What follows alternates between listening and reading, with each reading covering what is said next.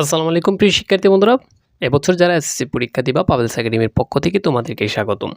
আজকে হচ্ছে বাংলা ৭১ দিনগুলি জাহানারা ইমাম, মানে এখান থেকে এমসিকিউ সিকিউ পড়তে হবে কিনা সকল সাজেশন বিশ্লেষণ সহকারে দেব। শুরুতে বলে রাখি, এখান থেকে এমসিকিউ পড়বা সিকিউ পড়বা। ঢাকা বোর্ডে মোস্ট ইম্পর্টেন্ট, প্রতি বছরে দেখা গেছে একটা সৃজনশীল আসে, ঠিক আছে। এমসিকিউ আসবে 100%, 1 থেকে 2টা, আর সৃজনশীল আসতেও পারে, নাও আসতে পারে, তাও আমি তোমাদেরকে সাজেশন দিচ্ছি।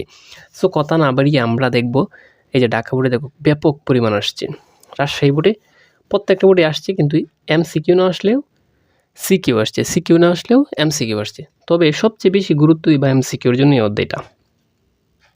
তোমরা দেখো, এই যে বিরান শব্দের অর্থ কি? বিরান শব্দের অর্থ বলো তো কি? জনমানবহীন, বিরান, ঠিক আছে। এখান থেকে চাইলে একটা স্ক্রিনশট দিয়ে নিতে পারো। মাত্র তোমাকে আমি 30টা এমসিকিউ দিব, এই 30টা এমসিকিউ ভালো করে পড়ে যাবা।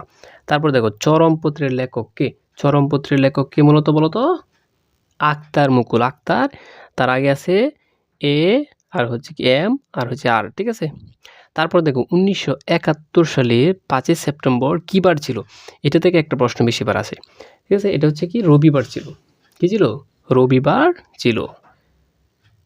তারপর এখানে দেখতে 1971 সালে 16 ডিসেম্বর, এটা তো একদম টুটস্থ করে পড়তে হবে তোমাকে, কারণ এটা হচ্ছে আমাদের মুক্তিযুদ্ধ বিজয় দিবস। তো কী বার ছিল? এটা মূলত বৃহস্পতিবারে আমাদের বিজয় হয়। সো তোমরা এখান থেকে প্রত্যেকটার একটা স্ক্রিনশট দিয়ে রাখো। আমি যেগুলো দিচ্ছি এগুলো থেকে 100% কমন, মাত্র 30টা এমসিকিউ। একটু ভালো করে দেখে নাও, একটু ভালো করে তোমরা একটা স্ক্রিনশট নিতে পারো এখনই।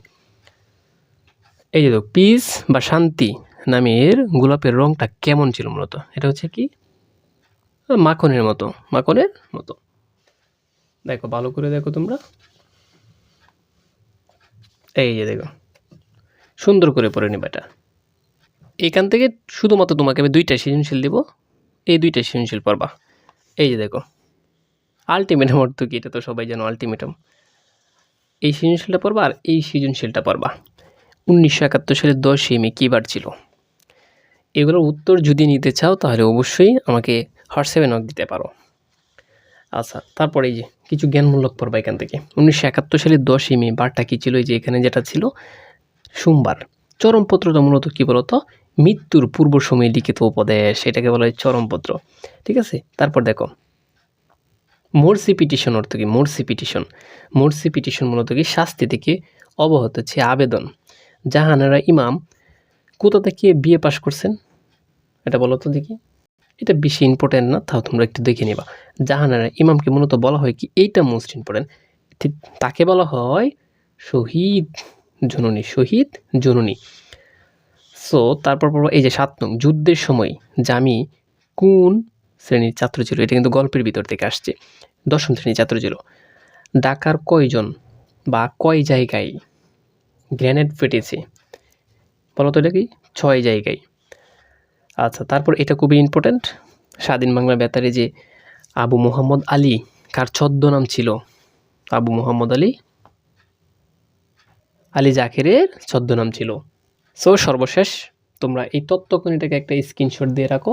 এই তত্ত্বকণিকা থেকেই দেখবা কমন পড়তে পারে যে কোনো কিছু। আমি জ্ঞানমূলক বলি, এমসিকিউ বলি, সব কিছুই কিন্তু কমন পড়তে পারে এখান থেকে, এই তত্ত্বকণিকা থেকে। তত্ত্বকণিটা ভালো করে পড়বো। এই যে আগে তত্ত্বকণিটা পড়ে নিবা, যে আমি কোন শ্রেণীর ছাত্র ছিল? 10ম শ্রেণীর। এই যে 17ই মে ছিল এই 1971 সালের সোমবার, দেখছো? আচ্ছা, তারপর দেখছো এই যে স্বাধীন বাংলা বেতারের খবর পড়েন কে? হাসান ইমাম। চিন্তা করছো?